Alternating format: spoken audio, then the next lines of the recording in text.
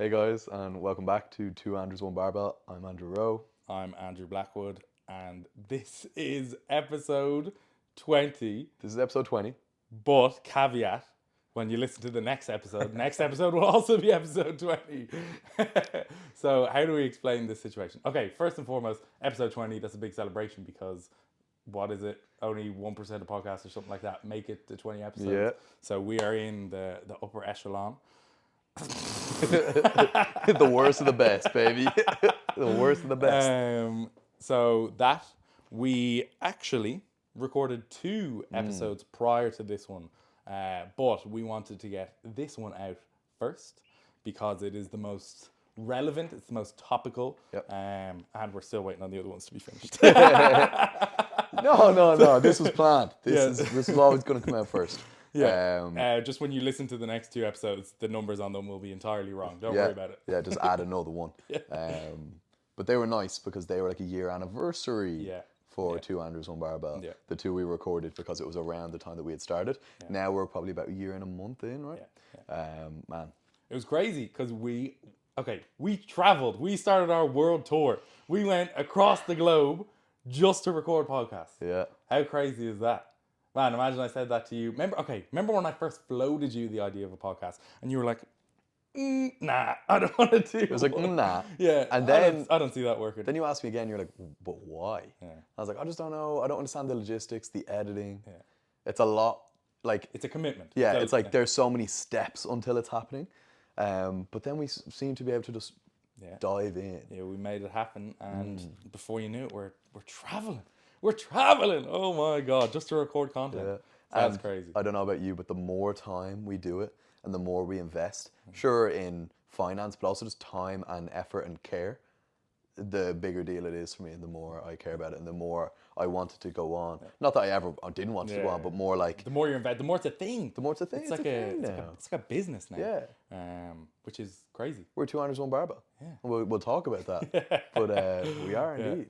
So anyway, this episode, we want to get it out because this is going to be covering our final junior competition, Junior European Championships, the last dance, whatever you want to call it. Yeah. The big one. Yeah. We're going to chat through everything, all the behind the scenes, everything that went into it, everything that made the experience so special. We'll cover it all. So honestly, I don't even know where to begin. We left off after Junior World. Just post Worlds right here, right? Yeah. So What happened for you in that period of time? all right. So when we came home, I kind of got started with my masters, started picking up momentum, started getting more and more work done, getting into a routine in that regard. So that was number one. Number two is training. Yeah. Not number two, you know what I mean? Yeah. Training went exactly as I had expected it to, which, as we've said time and time again, when you align your expectations with reality, difficulty or fatigue doesn't scare you and it doesn't upset you. Yeah. So of course I felt like dog shit the week after. I had planned, so instead of doing my primaries at the start of the week, which I typically would, as most people do really, I only would have gotten in, let's say it was like three exposures to primaries, because I lifted on a Saturday. We didn't hit primary sessions Monday, Tuesday while we were still in Malta. Then on the final week, I wouldn't have been doing heavy squat and deadlifts Monday, Tuesday, Wednesday, and then lifting on Saturday. So I actually only would have got 3. So in this case, I got 4 by doing my SVD primary on a Saturday. So it was nice because I basically had a mini competition every Saturday. Now, for people that do SVDs consistently, I'm sure that's no biggie. They're thinking, what the fuck? But for me, get over it. It was cool because instead of doing like a full session where I start with my squat and then do a bunch of legs, or start my bench and do a big push session, it's like this was just competition squat, competition bench, competition deadlift. Wore my singlet every time, got in, took it seriously, fueled up the day before. Going into Worlds, I really got into a nice routine with training, nutrition, sleep, recovery, everything that goes in, lifestyle habits. So I literally just screenshot, put those habits into the 4-week turnaround. A 4-week turnaround from experience and mainly hearing you do it between internationals was always scary for me. But this time I just wasn't scared. So Worlds went really well and we discussed that. And then in those 4 weeks, I just knew what I had to do. So I just started light, finished heavy. I was treating the competition day as my final heavy day, which ended up working perfectly. And now I'm thinking I might even follow similar going into future comps. But this time was that first SPD was a week after to the day, and I took 220, 160, 220. And I said to myself, I'm going to take about 20 kilos up each week. Every week, the squat felt just as shit as the previous week. But that it was 20 kilos up. It was 20 kilos up, and it was like the same RPE. So I went 220, 240, 260. Then when we were away, I took 272.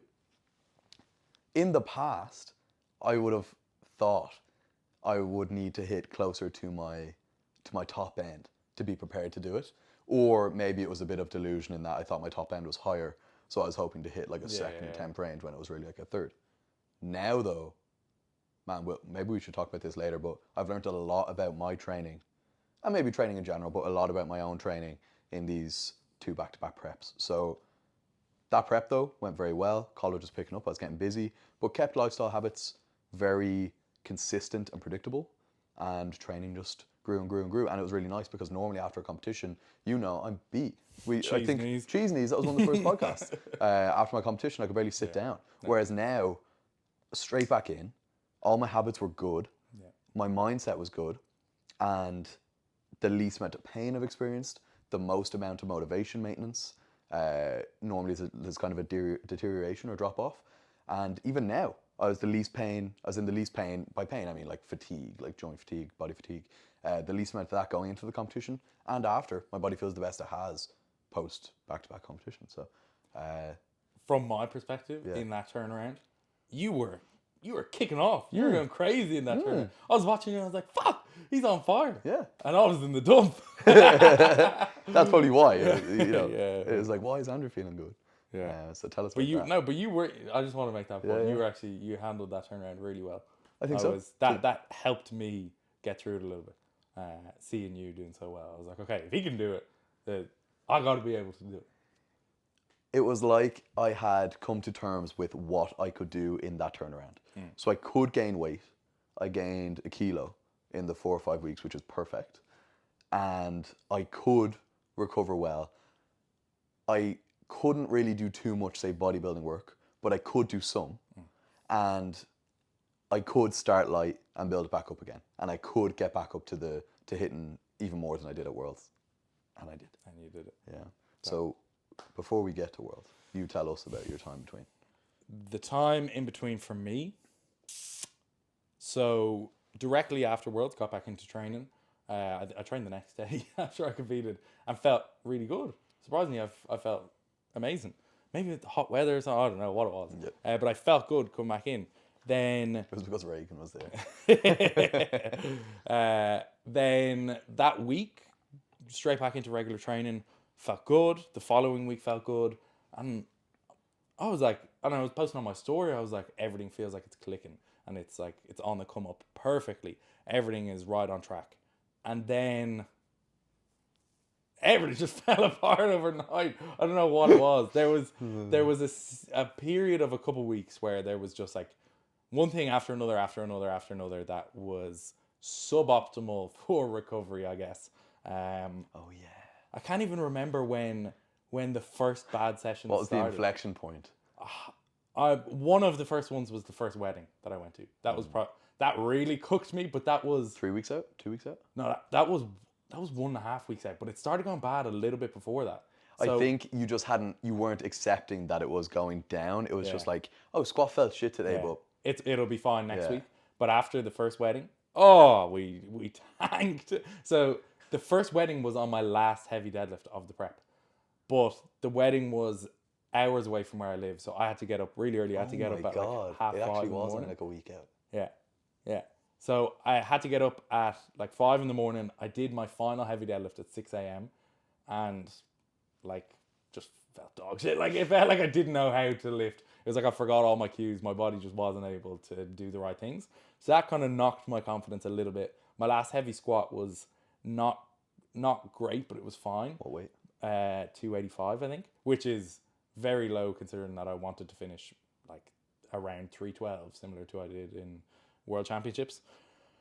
So wasn't amazing, it was fine, but like that deadlift was the beginning of like, oh God, I'm really not in the shape I want. I feel a lot less physically prepared than I did for Worlds. I felt weaker. I just felt weaker.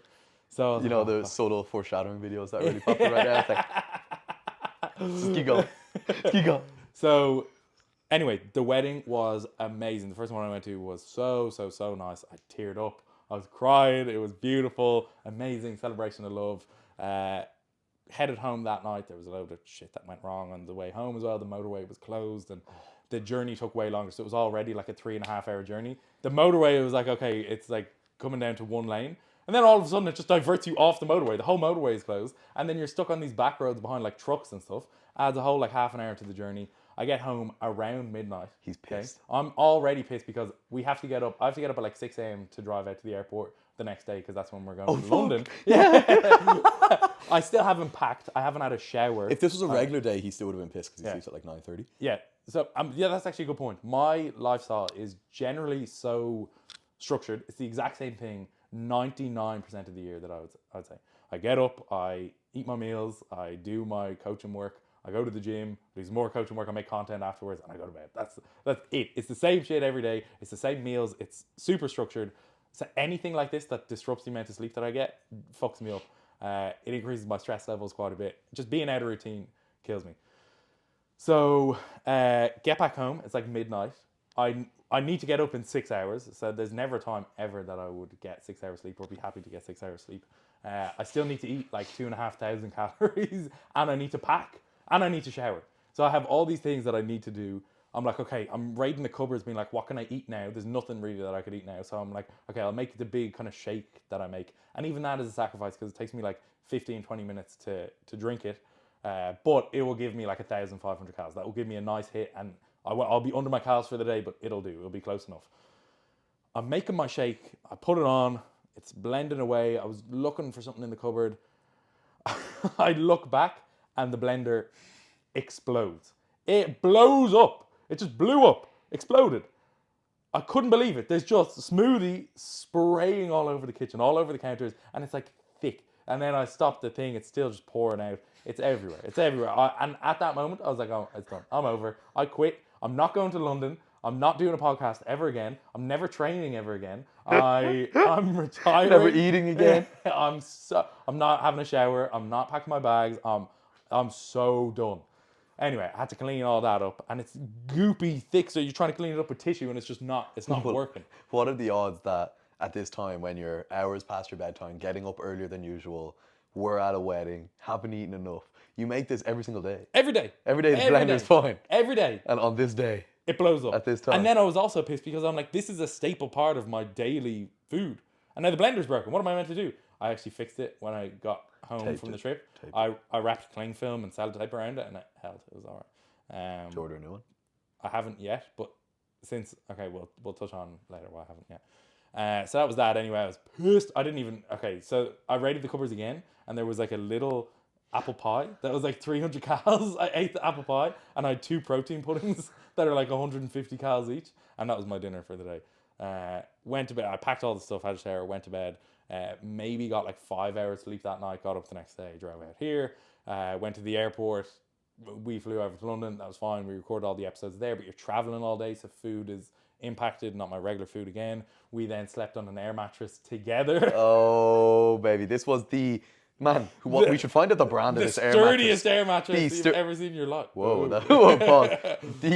Man, this air mattress, you've broken full-on beds. And this air mattress held the both of us. 2 heavyweights. Laughing. 2 heavyweights in that bed. My God, that was hilarious. I haven't... oh my God, that was fucking hilarious. Yeah, so that was an interesting night's sleep as well. It was all right. It was 6-7 hours maybe. Yeah. I didn't sleep when we were baby. Crazy. So yeah, that was fine. Then the next day we recorded another podcast, but I think we were leaving kind of early to catch our flight again, so we didn't get like a super long sleep in. It was grand, but that's like 3 nights in a row of even more, like 4 nights in a row of quite bad sleep. And I would normally sleep like a baby 9 to 10 hours a night. Like I'd go to bed at like 9:30ish or 9:30 maybe, and wake up 8:30, 9:30.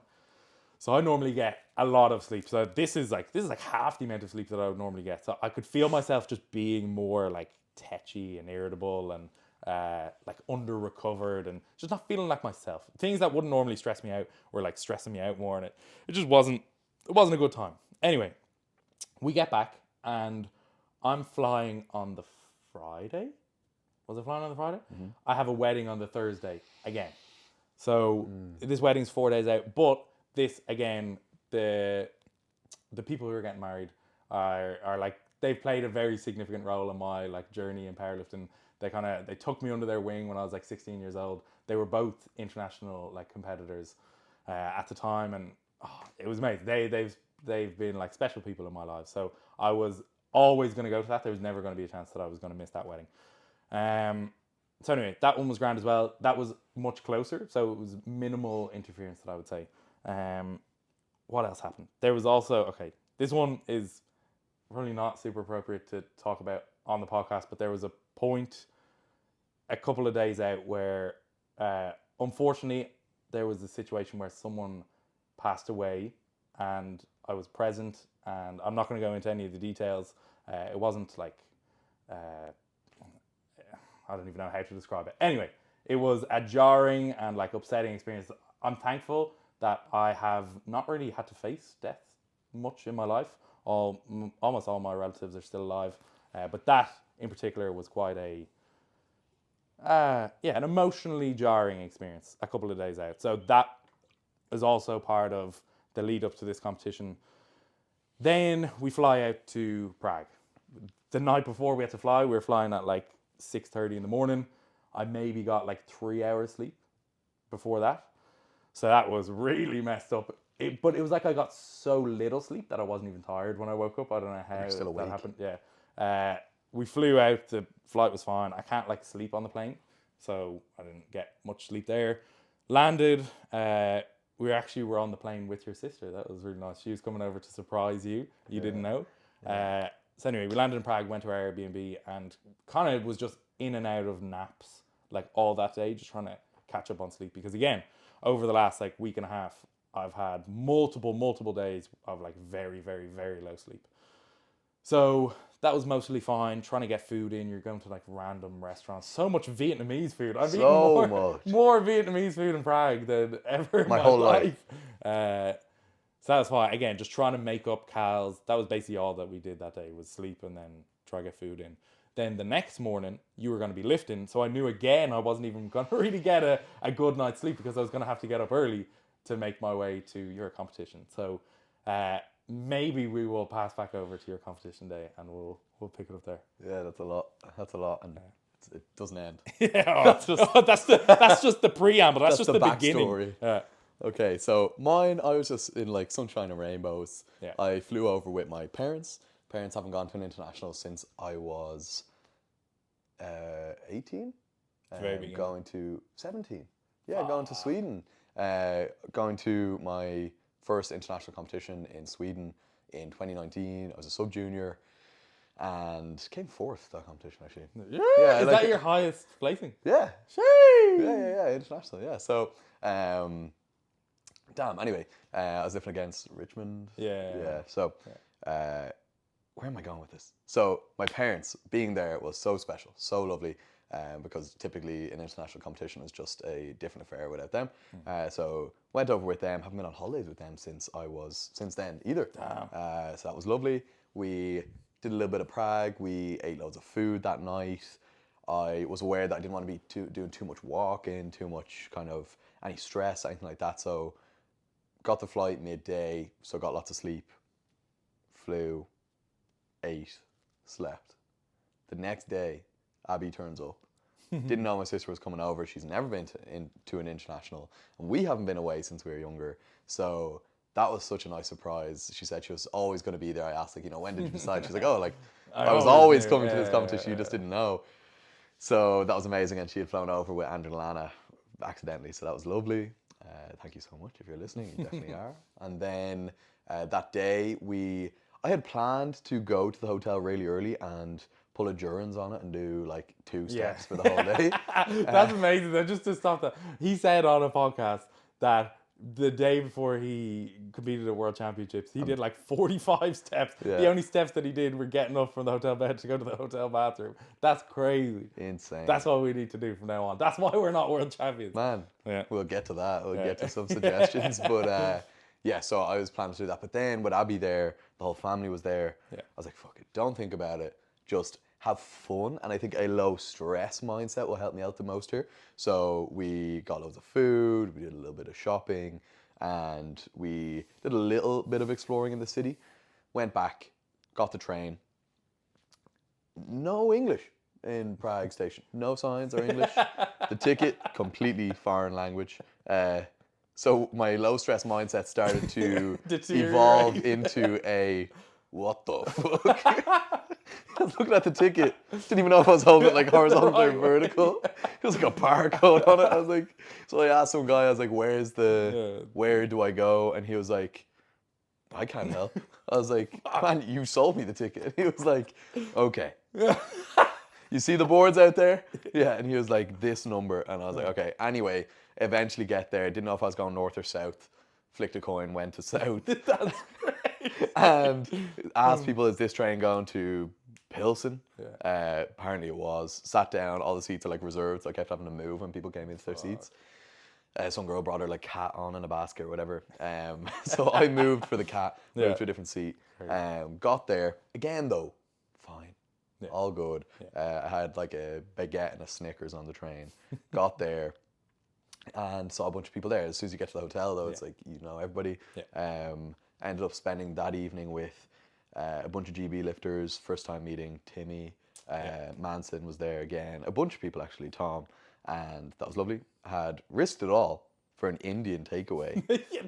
When you told me that's what you had the night before the comp, I was like, you are crazy. Yeah, like I actually knew as well. I was like, man, I've like ticked every box, all the thousands of boxes to get here, and I'm about to throw it all away just to have Having some, an Indian, just to have some butter chicken. Curry the night before comp, brother. You're asking for trouble. Man, it's all in here. It's all in here. I just said it's fine. It's gonna be all over your singlet if you weren't careful. No, I asked Timmy what he had the day before. He said, butter lamb. He had the Indian as well. So I said, well, fuck it, if you're okay today. I was like, how's your toilet? He said, fine. That's fine. Yeah, fine, man. Started arguing about, man, how many times a day do you shit? Depends on the day. Give me an average. 3? So there's more? If that's the average, you're like dividing it with like 6. So, well, okay. Yeah, but Tim was like, I was like, okay, so, you know, did you have the shits? He was like, no. Like, and I was like, did you shit again? He only shits one day. Anyway, that's another fucking podcast episode. But my shit was fine. So it was completely fine. Went to bed, had some cereal, slept, woke up. Yeah. It's the day. Yeah. How are you feeling?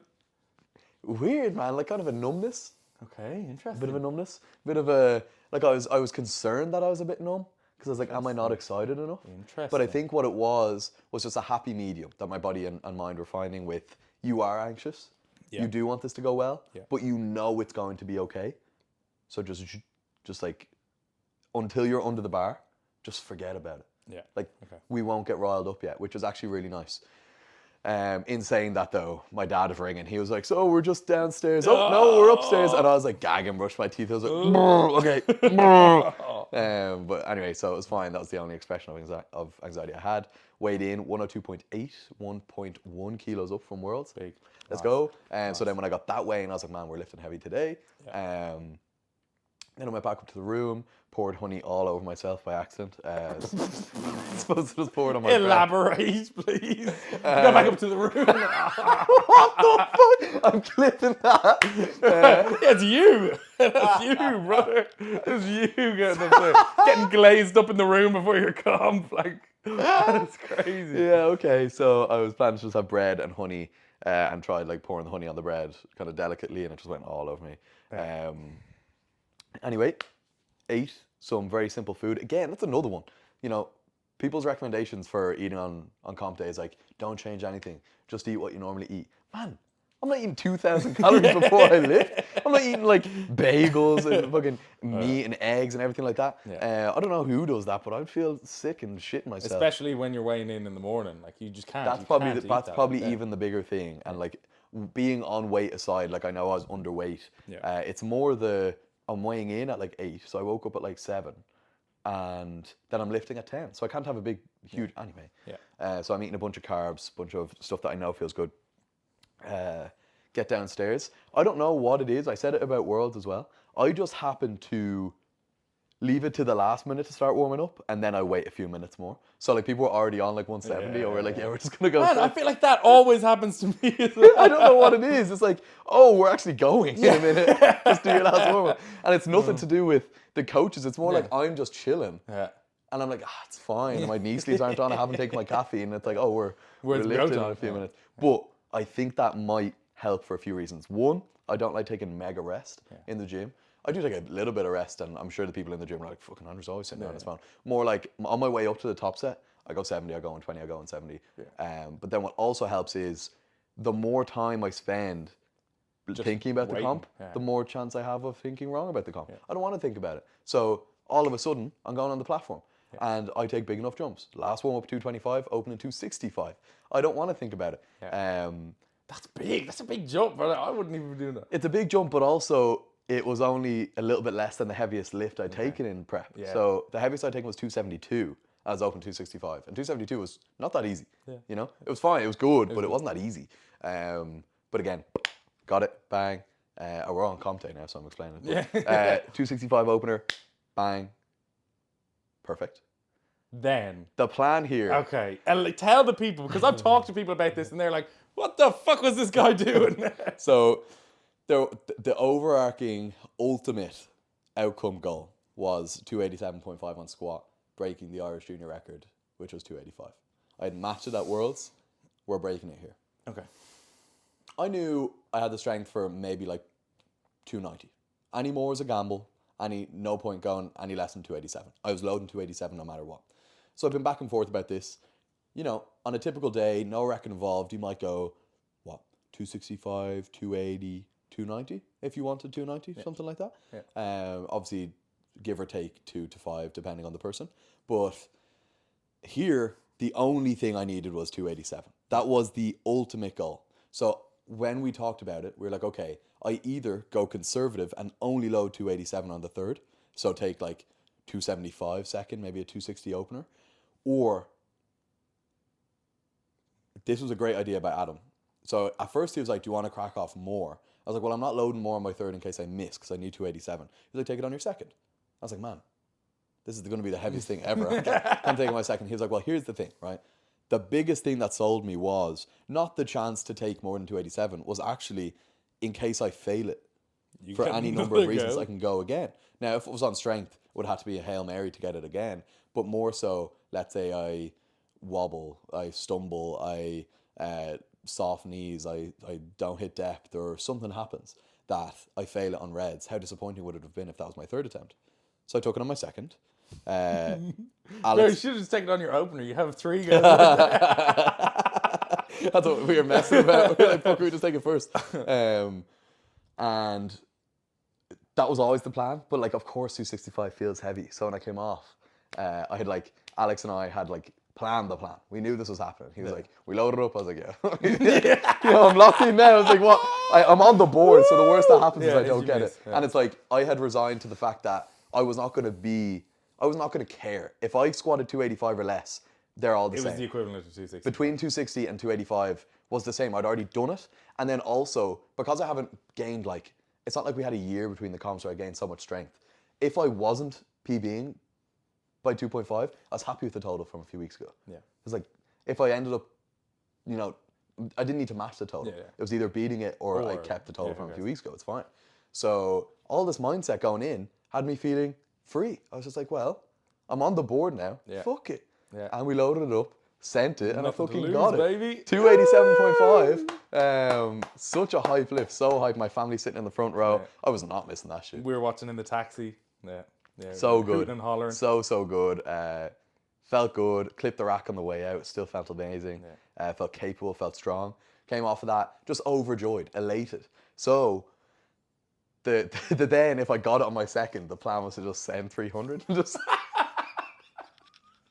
see what happens. Bro, okay, so let me just give context. When I was watching this in the taxi, saw the 287, let's go, he got the record, he did it, he jumped on the and then, based on how hard the 287.5 was, The choices were skip a third or go 300. That's how hard it was. As we were watching through, I like fast forwarded a little bit and I saw people taking like 290-ish and I was like, oh, Andrew's not here, but he must have just scratched his third.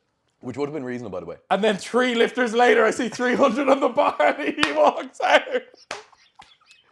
That was one of the most enjoyable things I've ever done in powerlifting. I've never missed a squat and comp. Yeah. That was a cool fact in my 14 comps. So there was nothing to lose here. I actually had that feeling of, now that I've locked in the record, let's see what happens. It's like, let's just fucking see what happens. So I went out to it and I was just kind of feeling, again, that numbness. I was like, well, it is what it is. Let's dance, let's see what happens. And it was a dream to load. Obviously, who doesn't want to load 300? And I'd already locked in 287. So, man, I unracked that shit, walked it out. And it looked solid. When I was watching the unrack, I was like, oh, maybe. It felt like 1,000,000 kilos, but it didn't feel, it felt like 287 was 1,000,000 kilos, so it just felt like +2. Yeah. And then walked it out, hit the hole, came out of the hole. I did come out of the hole. It didn't fucking just bring me through the hole. You. Yeah, it didn't pin me I didn't get it. Of course. Well, how cool though to take the descent. To take the descent and come out of the hole and have pictures of me of with it on with my 300. back, me in the hole with 300 Yeah. and coming and laughing after. Yeah. I don't think I've ever seen someone so happy after missing a After third. a miss, yeah. But just so cool. So cool to be able to load that. I'm sure everybody who listens to the podcast consistently knows the context The torn. about all of our competitions, but specifically in the kind of more local time of the adductor tear, when I was 97 kilos, to half squatting 200 was the only thing I could do, to then breaking the record and attempting 300. The fact that I wasn't even scared of the adductor going 300, man, Incredible. what a win, what a win. So then, did you arrive after that? No, so we arrived just after bench. Oh, okay. So then the day's easy thereafter. So bench going on, nothing special to know until Yeah, I was going to say until. I'm about to go out for my opener. And the TC is the guy that kind of The technical controller. Yeah, he's the bridge between the refs, the platform, and the coaches and lifters. Yeah. Any communication that needs to go either direction is through him. So he turns around to Alex, Irish coach, and is like, man, they're complaining about the slippy floor. Just get stronger. And me and Alex were like, that's fucking gas. so Just funny. get stronger. I haven't thought of that, I was saying. So thought it was funny. Thought it was funny. I go out and I'll post this clip and We'll put it hopefully over. attach it here. Yeah. Man, my feet were just I couldn't even lie down. It was like something out of a cartoon. I couldn't actually I wasn't even trying to set up. I couldn't even get back on the bench without my feet sliding. It was like a cartoon when you're trying to run in place and your feet are just sliding. When I've been telling Crazy. people about it, and when we put the video, you try to push your right foot back, it goes out up in the air. You then bring your left foot back, that one goes up in the air. Then you bring both feet back, and then they both go out 3 times. Then slip. Man, I was thinking this is only 175, and ideally you want your opener to be something that you can get, no matter the circumstances. B, it started to reinforce the idea to me that my lifts aren't fragile. They used to be fragile. They used to be sensitive to any variance in condition. Whereas here, it proved to me, man, you could take my feet off the floor and I'd still get it. Now, obviously not top end, but you know what I mean? I was hitting 175 no matter what, no matter where I moved the bar, no matter how much I was wobbling, the bench pad, the press command. You want to be impermeable to other external factors on your lifts. You want to be able to hit that lift with a large degree of error. Like my walkout on 287, bounce. The week before, I forgot my heels, didn't matter. You don't want to be reliant on all these external variables. Obviously, you don't want to be pissing about. But for the most part, you want to be able to have your lifts replicate all the time. Be resilient. Yeah. Took 175, hit it, but my feet were just I was almost trying to just pull them back with my hamstrings, not actually drive through them, instead of myself slipping. Got that. They then did a big hurrah clean of the carpet, got the Hoover, Hoover, got wiped it, everything like The that. vacuum, for anyone who doesn't say The Hoover. vacuum, yeah, they got the vacuum cleaner and fucking cleaned that shit. So went out. I couldn't go up to the planned jump though. I'd planned to go to 185, but was I too couldn't. slippy, If the yeah. floor was that slippy, I didn't know what it was going to act like. But then, no, locked in 182, 400 pounds, easy. Jumped to 190, which was again the milestone aim. I had taken 187 at Worlds. I wasn't loading 187 again. Yeah. Even if 182 was hard, I wasn't loading again. So I said, give me 190. We'll see what happens. Smashed it. Let's go. That's fucking class. Milestone. Yeah, amazing. You arrive. Yeah, Deadlifts. get to chat a little bit. Get to chat a little bit. I'm in a good headspace. Yeah. Deadlifts are hard. Deadlifts are hard. I'm warming up. Don't feel nice. My grip, as everyone probably knows, is my kind of Achilles heel. thing that gets in the way. I had done all my prep. I had taken all the steps. Opener, difficult. 260. 275, difficult. So PB 280. I think 275 matched my total from Worlds. So at this point, I had only one choice, and I loaded 282 for the PB. Got it. Yeah. Got it. So How did that feel?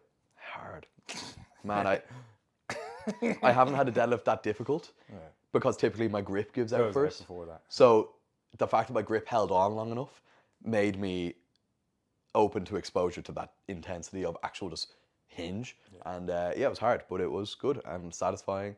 PB total 760 over 752 and over 740 at the start of the year. So 20 kilo PB in the year after all those downs and troughs. So many obstacles. yeah, happy days. I was absolutely overjoyed. We will talk about, after you do your comp recap, what we're going to do from here on, but we do have some ideas. Also, just to touch on the bench as we move past from that, we talked about this and we have an idea. There was also another actually situation with your deadlifts. Do you want to, from your perspective, talk about what happened with the deads? So, speaking of my grip, we get the bar cleaned every attempt. It is allowed. Yeah. Right? You just ask the TC, can you get the bar cleaned for us before we go? They have the spotters and loaders clean the bar. It's straightforward. Every competition I've ever done, that's what happens. Yeah. Yeah, you can even do it on fucking squat and bench. Yeah. It's a basic need. Yeah. It's in the rules. It's allowed to happen. TC was like, really? And Alex was like, oh yeah, really? And he was like, on every attempt, you want to brush on every attempt? Alex is like, are we actually having this conversation? Go brush the bar. Do you want me to go over and get it clean? Like, go what brush are you? it. What are you here? And he was like shaking his head. We'll put the clip. Yeah. So I took a video because I was even getting riled up watching. Yeah. Alex is like, will you go clean the bar? And he like shrugs him off. And then Alex is like, you go clean the bar. And he shakes his head. And I'm like, go fucking clean the bar, man. Yeah. And then he's shaking his head and he like coyly asks like the head ref, like, can we clean the bar? Bro, do your job, brother. Do your job, man. Yeah. And again, all love to like the volunteers and the people who do that. But like, this is part of the competition. Like you're impeding the lifter's performance for no need. Are you annoyed that it's going to slow you down for 10 seconds to clean the bar? Man, it's just... Come on, we're here to like facilitate the lifters. That really rubbed me up the wrong way. That was disappointing to see. They actually refused to brush down the bar for another lifter. They just didn't do it. They just wouldn't do it. They asked would they brush it down. They just didn't. I wouldn't have that. Yeah. Man, I actually couldn't have that. What? For the sake of 10 seconds? Like, what? Insane. We're here to... And it's in the rules. It's not like it's not allowed. Yeah, that's the thing. Like if it's that much of a hassle, take it out of the rules. Yeah. Nuts. So, yeah, I was disappointed to see that. I was frustrated to see that. You said there was something else. So there was another one. Because we're talking about bench and your feet slipping. That video, if we posted of your first bench, that should never happen. We're at the pinnacle of the sport. And I know it is just a factor. We've talked about it multiple times here. Anytime you compete, your feet are going to slip because the platforms are always slippy. There's been people lifting for days and weeks beforehand on the same platform with these internationals. There's talc everywhere. They can try clean it, but it's still unbelievably slippy. Talc is uncleanable. Yeah. Even if you hoover it, even if you mop it, no matter what you do, it's going to be slippy. And I don't know if the carpet makes it even. I don't know why we use a carpet. I don't know what the purpose of all that stuff is. But like, it's a flawed like system. It doesn't work. Like the floor is always slippy, and it's the pinnacle of the sport. We're meant to be trying to express the most strength that we can. How are we working with that condition on the floor? what I then thought of is, why do we not just get an additional mat that is put out specifically for bench press, that is not covered in talc like the carpet is? That's rubber. That's like a rubber mat. That's like one of those, like just any sort of new flooring that goes on top of the additional, like the platform that is there, so that your feet aren't slipping everywhere. And then there's the same thing, like there's talc everywhere in the back. I don't know if there's better systems about people can only talc up in certain areas. I know they tried to do that anyway. People don't necessarily adhere to it, so that can be like a hard one to manage. But if there is somewhere you can clean your feet just before you go on the platform, and then not a slippy platform, why are we not doing that? Surely that's not that much additional effort when you are putting the bench press into the rack. Just put a new mat on the floor, like a new. And I know people have different kind of foot positions that they put their feet. Just have a large kind of square area. I could be reaching here, but you know what the best solution is? Just make the whole floor rubber. Yeah. I've heard that it's harder to clean, and the carpet is easier to clean. I'm starting to think though, like, do any other sports sacrifice, you know, performance for ease of cleaning? It's like, is that really the difficulty? And I know that could sound a bit stuck up, saying like, oh, you're not the one cleaning it. It's like, I get that. Yeah. I get that. You're the person performing. I'm the person performing. It's like, why are we? It's a sport where we're trying to facilitate people lifting as much weight as possible. Why are we making it difficult to lift weight? Yeah. So I just couldn't imagine, you know, say, I know football is one of the biggest industries in the world, and I'm not trying to compare the finances, but again, the idea is that they're not going to sacrifice performance on the pitch because the groundkeeper isn't arsed to like fix the grass after. You know what I mean? That's not how a sport should work. So I think it is an easy fix to just have an additional mat that you put down just for bench. Man. That, like, how hard would that be? So maybe that is a change that could come about. I think it makes sense. I don't know why we wouldn't do that. I don't know why it's just an accepted part of competition that, like, oh yeah, when you go out to bench, your feet are going to be all over the fucking place, and you're not going to be able to like. There's no way to even replicate that in training. Every bench that you do in competition fucking is piss on be... the floor before you bench, man. Yeah, so like, why don't we fix that? That's weird to me. I don't understand that. But anyway, that is just an aside. Yeah. So then, where did we leave off there? Yeah, that's my lifting. Your lifting? Yeah. So, my day, the day you were lifting, to get to Pilsen, you said you got the train or the bus or whatever. From where our Airbnb was, it was like walk 10 minutes, get a 10-minute tram, then go to a bus station, get an hour and a half long bus, and then get another bus from there to the hotel. And I said, fuck that. I'm not doing that. There's no way I'm doing all of that, like back and forth, waiting for different types of public transport. Not happening. So I'll just get an Uber from Prague to Pilsen. So ordered this thing, and I was kind of expecting that we'd struggle to find a driver. But instantly some guy accepted, so he must have seen the amount of money that it was paying, and then he was like, hell yeah. But he messaged me almost straight away to be like, wait, where are we going? So he must have got like the coordinates and been like, oh no way, like what, an hour and a half away, hardly, they must have got it wrong. So talking back and forth, he didn't speak English, so like the app was translating for us. Took like 3 goes for him to accept that was where we were trying to go.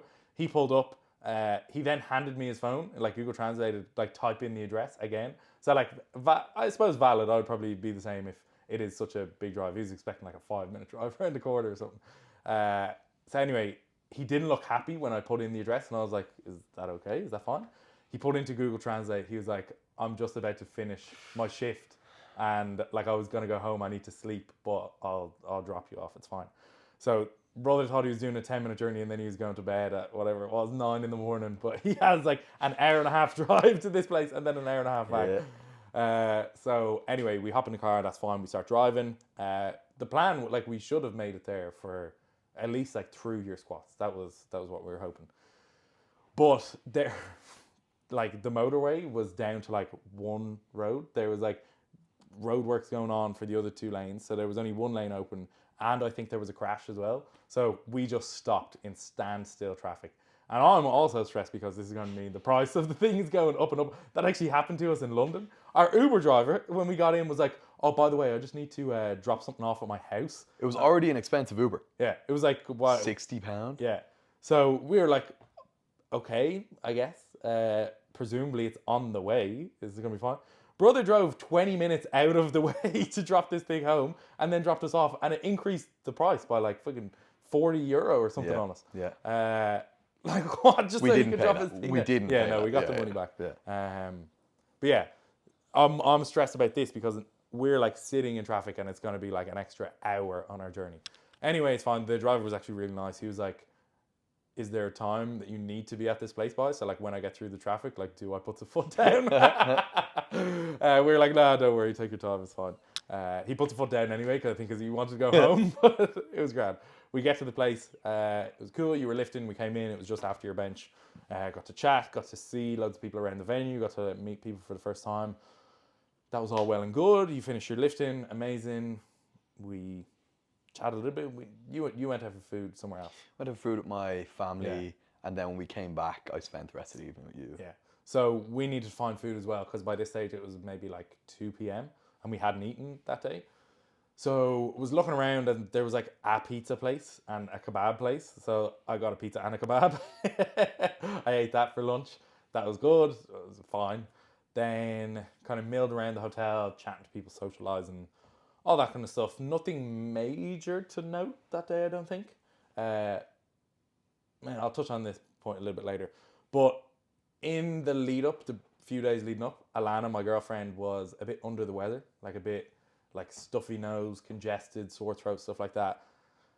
Normally, I would be like, ooh, stay away from me. But for whatever reason, I was like, oh, like, just needs must, like with the weddings and stuff. Like we were staying to everything, it was fine. We were in a lot of close proximity, but I was like, hopefully I just won't get sick, fingers crossed. Then I think that takes us up to the night before the competition, and I've had so much disrupted sleep and so much like high stress over the previous days that I was like, okay, we're just gonna hit the bed early tonight and just try to get as much sleep as possible before tomorrow. So that was what we did. I can't remember what time I went to bed, but it was quite early. Man, you texted me that at like 8. Yeah.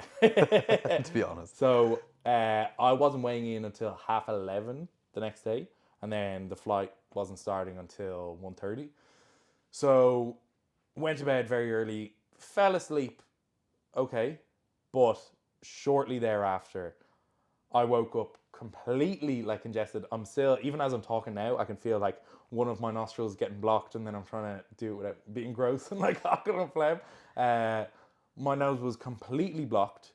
I was like drenched in sweat, so I had like an eye mask on, and my eye mask was just like sopping wet. It was disgusting. I had like body aches, so like my lower back was sore, my glutes were kind of sore, and my skin was like sensitive to touch. Like even the covers on my skin was making me uncomfortable. So I was like tossing and turning. I was like trying to unblock my nose line on one side. It'd be fine. I'd be able to like fall asleep for like 2-3 minutes, and then the other side would get stuffed up, and then I'd be tossing and turning onto the other side and just non-stop blocked. I had 2 kebabs the night before. I was up to go to the toilet a couple times. I was very the details. Just disgust. I would say I woke up during the night maybe like 20 times, and when it was the morning, it was about 9:30 when I like woke up properly. I was exhausted. I felt like I had been hit by a truck, just completely deflated, completely flat. And I was like, oh, fuck. Like, do you ever wake up in the morning and your eyes are just like still heavy and your body's heavy? And I was like, there's no way that the final junior competition, like the last dance, the last hurrah, everything we've built up, all of the ideas that we've had for what this competition can be, everything, and I feel like this. And thankfully you came to the room like early enough in the day, so that helped, like having your energy around a little bit, just kind of listen to music and stuff like that. Waiting around though, it was not good. We actually went to get the hotel breakfast beforehand. I was like 1:16 in the morning, so like very light. Went down to the hotel breakfast, awful. There's nothing there that I wanted to eat. There's like a little bit of bread, so I ate a tiny bit of bread in the morning. I couldn't even really stomach it. I was seeing other people around the venue and they're like, oh, are you ready for later? And I just had like no social battery. I was like, please don't talk to me. Just let me try eat this food and get back up to the room. Went back up to the room again, sat around for a little bit, and just the more I was sitting around and the more I was waiting, the worse that I felt, and the more I was getting in my head, and I was like, I was honestly contemplating. I was like, okay, in a month's time, if I look back, how will I feel if I just pull out of the competition now and I just don't lift? What will I think if I look back? And then I was like, okay, in a month's time, if I look back at the competition, how will I feel if I don't pull out, but I just have like this stinker of a day, like the worst day ever? And I was like, okay, logically, like you have to just give it a go. You have to show up for the competition and just do your best. Like, it would be such a shame to come all this far, have paid all the money to travel over, all of the time and energy investment into this competition day, to then pull out the morning of. But in my brain, I was like, it would be so much nicer to just not have to do this right now. Like, mentally, I don't want to do it. I don't want to lift. I don't want to put myself through it. I have no idea how my body is gonna perform. I was checked out. I was just like, I don't want to do this, to be honest, but I will. Then it was time for weigh-ins. You had left. I went down to the weigh-ins by myself. I did the kit check. I had just put my Irish t-shirt on, like right before I left the room to go down to the weigh-ins. I weighed in maybe 10 minutes later. When I took my t-shirt off to do the weigh-ins, the whole back of it was drenched in sweat already. And I was like, oh, for fuck's sake, like, what? What is going on? Anyway, I weighed in again. I was like, small talk with people, but I was like, I just don't want. I don't want to talk to you. I'm sorry. Went back up to the room, and this is when I like really started crashing. And I texted you, and I was like, man, I'm not doing good here. I was just sitting in the chair in the room. I was trying to like open the window, get some fresh air. I was trying to get like sunlight in my eyes. Sitting down didn't feel good, so I was trying to walk around to see if anything could like wake me up a little bit. My eyes were heavy and my body felt really heavy, and I was just like, oh man, no way. And my girlfriend Alana, God bless her, she tried to do everything possible to like lift my energy and like get me in the zone, but it was just like going in one ear out the other. Like, I was checked out. I wasn't even listening. I was not in a good space. I was like, okay, sitting doesn't feel good, standing up doesn't feel good. Let me just try lie down and see if I can just like relax my body. I don't need to do anything yet. Just chill out. As soon as I lay down, my body was like, sleepy time. I was yawning and I was ready to go to bed, and I was like, oh, this is even worse. So the last ditch effort, I got up on YouTube, Calgary Barbell, Bryce Krotchik, the powerlifter documentary. Oh my God, that the first time I ever watched that got me going. That was like a special piece of content. And I'd watch that even before like heavy sessions sometimes in the morning when I'm having my breakfast. So I put that on to try get myself in the zone. Nothing. Wasn't doing anything for me, but it was good. The stuff that he was talking about helped mentally a little bit, but I was like, I don't want to compete today. Yeah. I'm done. Now, I was not going to start warming up until 1:30 because I was in the second flight of the session. But I went down to the warm-up room at like 1 o'clock anyway, just because I was wasting away in the room and I was not feeling good. So at least if I was down in the competition environment, hopefully that would wake me up a little bit, gee me up and get me ready to go. So I went down, and it actually did help a little bit. The change of environment, kind of the different kind of stimuli that were coming at me was better than just like sitting and waiting. That was like torturous. So being around people, that was better. I took like my caffeine and stuff. It was funny. SBD paid for like the media packages for the whole Irish team. But since I was in the second flight, the media guys were like, we're actually going to be out on the platform when you're warming up, so we won't be able to get any content. Can you do like a fake photo shoot for us right now? Can you like put on your singlet, put on your wrist straps, put a chalk up, everything like that, just so we can get some clips of you? And the guys were taking the piss out of me while I was doing it, but it was funny. It helped. It lightened the mood a little bit. The only fucking powerlifter does a photo shoot 10 minutes before he lives. Yeah. So that was fine. And then after that, it was time to start warming up. So I felt a little bit more lively. I had the guys around, and it was like, okay, we're in it now. Regardless of how I perform, we give it our best effort. Okay. So up until this point, I was confident that no matter how he felt, it was a surface level feeling, and that it was like flu-y symptoms that weren't going to impair, say, his muscles, built up preparedness and strength, and his nervous system. It shouldn't impair it enough. He will still be able to lift to his utmost ability. Surely, like this is why would we expect Yeah. anything else to Yeah. be wrong? Yeah. So I'm Yeah. like watching him squat, Yeah. watching him squat 75. Yeah. I'm like stood behind him looking at 125. Yeah. So we put it on. We put second warm up of the day. 125. 125. Easy. You don't even think about it. You just you walk it out. I don't even have I don't have my sleeves on or anything. You don't even think about 125.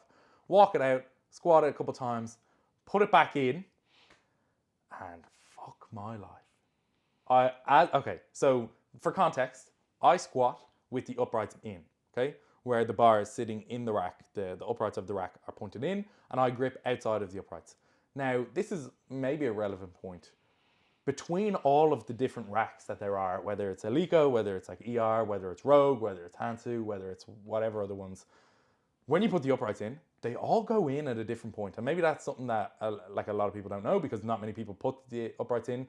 Like where they will go in and where you can grab the bar is different on almost every rack. So the rack that I train on in the gym that I'm in was different to this Alico rack. So I was trying to just, based on where the bar was, set my hands as familiarly as possible, but I set them too close together. And when I put the bar back in the rack, I don't know if Alico make their racks out of razor blades, but the edge of that rack sliced the nastiest chunk of skin out of my thumb possible. And you know, like sometimes with a cut, like it doesn't really bleed very fast straight away. So he turns around, he's like, "Oh," and I'm like, "Oh," and then it just goes. A waterfall of blood all down my hand. And again, we'll post a video of this. It just started leaking blood. And okay, there's so many things that are going throughout my mind at the moment, but we'll try to go through them one by one. World Championships, the similar fucking thing happened where I bent my nail back. But when that happened, most people were like, "Oh, don't worry about it. It'll be fine. You'll still be able to lift. It's not going to be an issue. Don't worry about it." When this happened, everyone who looked at it, okay, maybe they did try to console me, but the way I processed it, no one even tried to say like, "Oh, it'll be fine." Everyone looked at it and just went, "Fuck." They just went like, "Shit, sorry, unlucky, that's over." And I was like, "Oh my God." When I saw it, I was like, "Okay, that's gonna be an issue for deadlifts." Okay, you probably can't see it from here, but I'll post the video of what it looked like at the time. So you ran off. Thankfully, you got lots of tissue, so we could try to stop the bleeding. I think Alex ran off. He tried to get plasters and stuff. And in my mind, I'm like, this day is cursed. This day is not meant to be. I'm not meant to have a good day today. Like with the the foreshadowing, with the sickness, with this now, this day it's not going to be a good one. Now, also for more context, the worst competition that I've ever had was Junior European Championships in Sweden in 2021. And that was off the back of a 6-week turnaround from World Championships. And the whole 6 weeks leading into that, training was just really bad. And my mindset leading into it was really bad. And the day of the competition, I was like, this is going to be so bad. I have no confidence for this. I didn't want to lift. I didn't want to be there. And that day ended up being such a stinker. I think I went 5 for 9. I missed a squat, I missed a bench, I missed 2 deadlifts, and my total went down 40 kilos. And that was the first time ever that my total had regressed. And after that competition, I genuinely contemplated quitting powerlifting. That was going to be it for me. I didn't want to go to the night out. I didn't want to post it. I didn't actually post a meet recap after that one. That was just the biggest stinker ever. And that was my last competition under 93. And then I was like, okay, I'll go up and give it one more shot at a higher weight class and see what happens. And that was the beginning of the upwards trend. But I had the same feeling leading into this European Championships that I had leading into that one. The morning of, I had the same feeling that I don't want to do this, similar to that one. When I cut my thumb, I was like, this is going to be even worse than that one.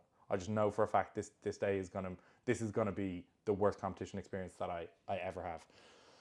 So when I'm looking at this, I'm like, I know I'm not going to be able to hook grip. I know this is going to be a problem for deadlifts because the way the flap of skin was coming down this way, it's directly where my fingers need to go over it.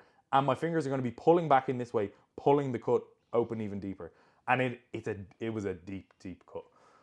Anyway, Alex gets me a plaster, puts the plaster on. It bleeds through the plaster in less than a minute, I would say. So then we were like, okay, fuck it, let me just put the plaster on and then just wrap it in tape and just not think about it until deadlifts. Until deadlifts, because what else could go wrong Exactly. until deadlifts? Nothing else can go wrong. So what I then had to do was, since it was fucked up, I had to widen my grip on the squats. I was like, okay, fine.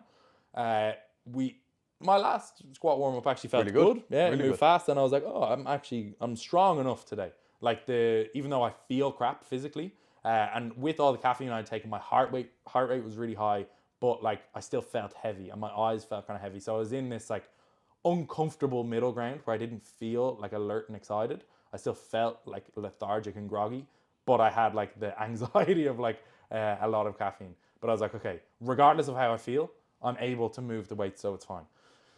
So then we go out for my opening squat, 285, a weight that I've squatted I don't know how many times. And the rack that we were using in the back was Alico. The rack that we were using on the platform was Hansu, I think. I've never used this rack before, and I hope I never get to use this rack ever again. I did not like it. So the uprights, again, where the bar is sitting, super thick. They were like very wide. Wide and deep. And then the hook itself, like literally the place where the bar is sitting in, the hook was really deep. So the way that I normally set up is I'm grabbing onto the bar, I push the bar into the back of the rack, and then I get under the bar and I set it on my back and I stand up and walk out. I pushed the bar into the back of the rack. I went to get into position, but the bar was so far away from the rack where I would normally set my feet was way behind where the bar actually was, and it felt really uncomfortable. And my arms were like getting stuck on the uprights. So like I couldn't set up properly. The bar wasn't anywhere near where it should have been on my back. So then you could probably see me, I had to like readjust my feet a couple times to try actually get underneath the bar. And I don't think you'll be able to see in the sliding, but I have massive bruises on both sides of my arms here from where they were hitting against the uprights. So I'm like, okay, this is fucking weird. Okay, this is not right. It doesn't feel good. It's not really on my back where it should be. My grip is also wider than it would normally be.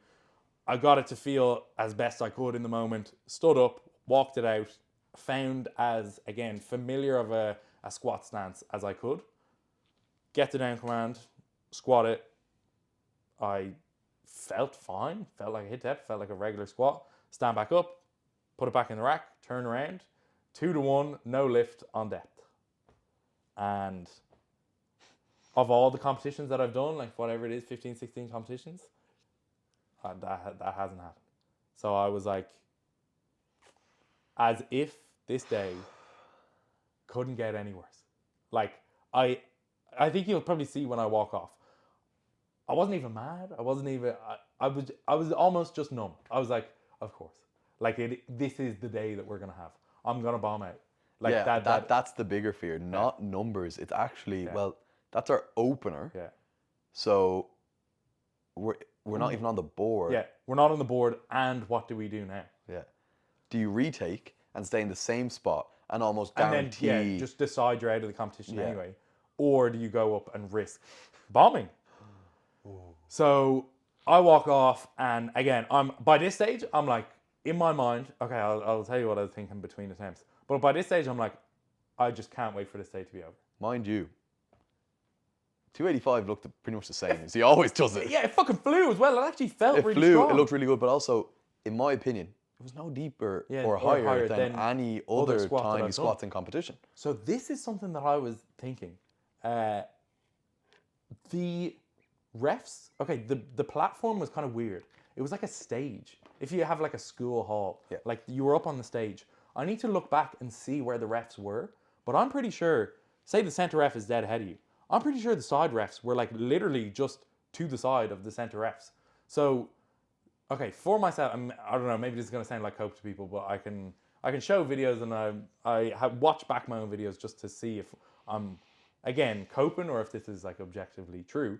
But like, okay, say for myself, bigger guy, I'm 117 kilos. If you look at my squat from the side, say my knee is at a point here. My quad goes up from the point of my knee, and then my hip crease slopes down behind the top of my quad. So if you are looking from the front, you will see my knee, but then you'll see my quad go up from that. But if you're looking from the side, you'll see my knee, my quad go up, and my hip crease be way below. So I don't know if they were just looking at me from the front. because say for worlds, the refs are at the side and they can see the side of your hips and they can actually see behind you.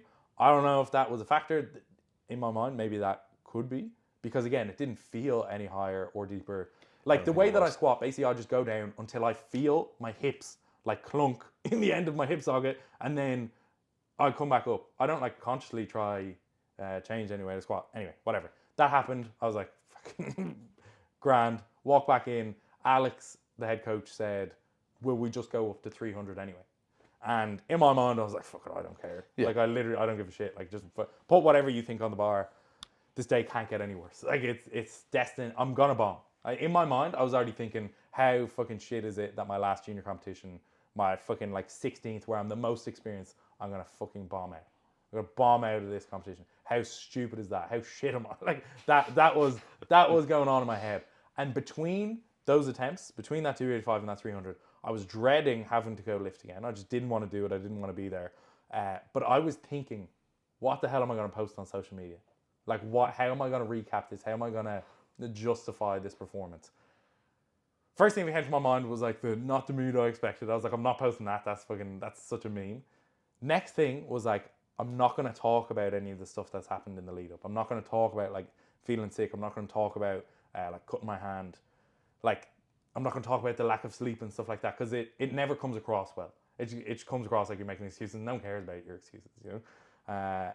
So I was like, okay, I'm not going to do that. And I was like, what do I do? And I resigned myself that I just wasn't going to post about it. I was just going to pretend like this day never happened, and I was going to move on and just get back to posting other regular content and just black it out, just like trauma block it like this day never existed. And that was what I had resigned myself to between attempts. So anyway, the 300 rolls around, and I'm like, fucking here we go. I go out, and this time, instead of pushing the bar to the back of the rack, you'll probably see I pull it to the front of the rack so I can actually get underneath the bar. But it's like a different setup than I'm used to. Whatever, you just fucking get under it, stand up with it, walk it back, and then lift it, get the squat command. Sat down. I tried to just like consciously sit as low as I possibly could. I did, stood back up, put it back in, 3 white lights. Okay, whatever. We're on the board. Grand. I wasn't even happy after that. I was just like, fucking, let's just move on, get this shit out of the way. So the next, I think Alex asked, like, did I want 10 or 12 or whatever for the next attempt? And I was like, just put 10. 10's fine. So 310, which is 2.5 under my best squat. Honestly, I wanted more. I wanted probably like 315, 317.5, just based on how my training had gone and training in the weeks and months prior. Walked out for the 310, did the same thing, pulled the bar back in the rack, unracked it, walked it back, sat down. It just felt the same as the other 2 attempts. Oh, it looked the exact same, yeah. I just did the same thing, sat down, stood back up, put it back in the rack.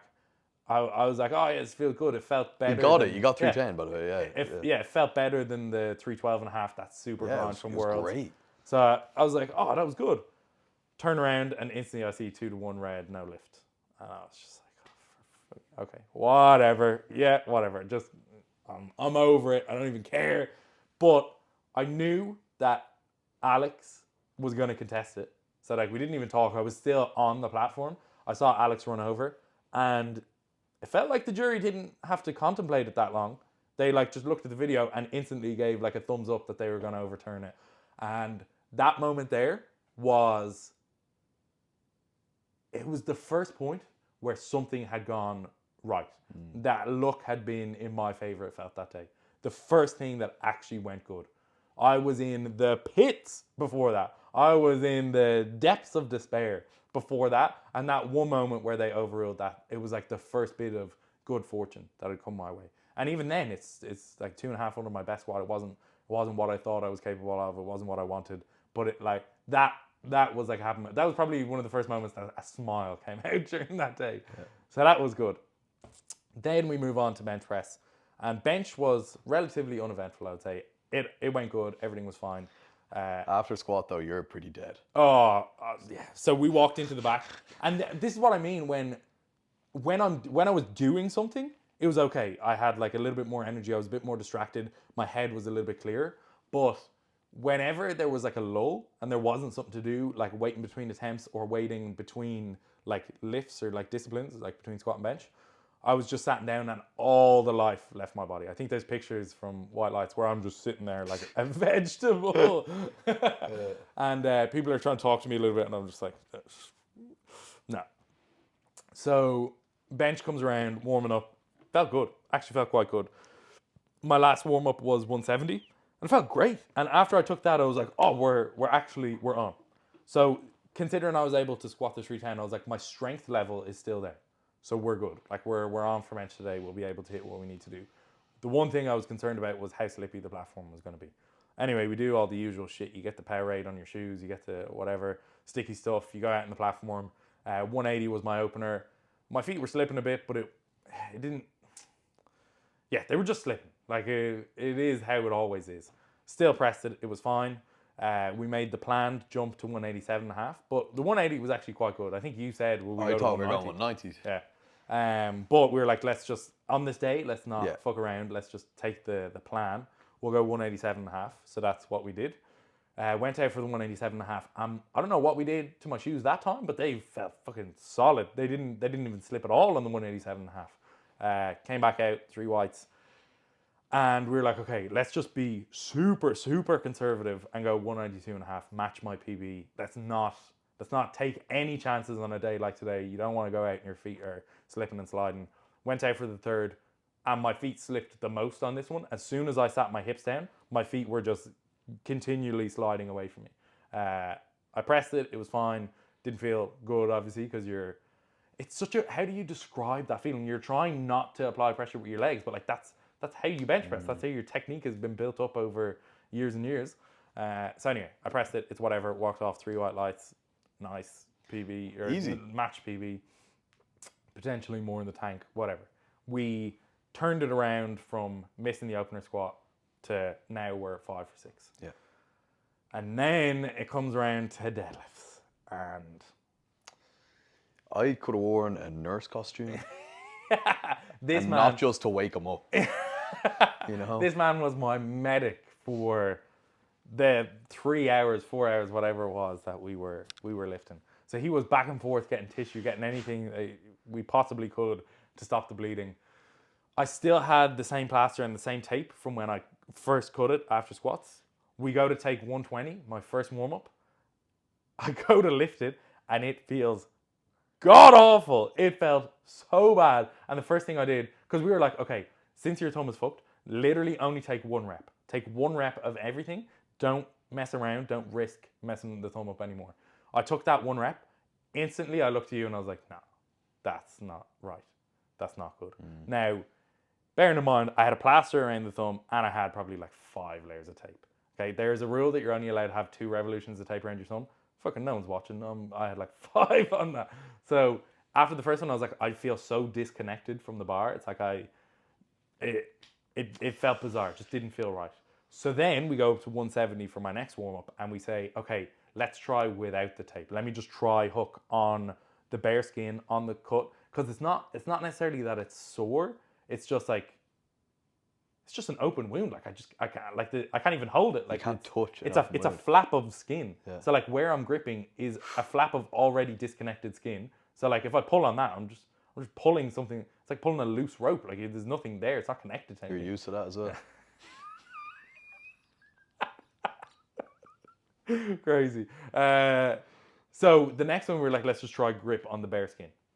I set up. I wrapped my thumb around the bar, grabbed onto my thumb, pulled into position, and instantly it was like my brain didn't allow me to put any force into the floor, into the bar. I couldn't move it. My brain was like, no, that's not going to happen. You cannot do that. So I stood up and I was like, okay, there's 0% chance that I can just hook on the skin. I need the tape. It's not going to happen otherwise.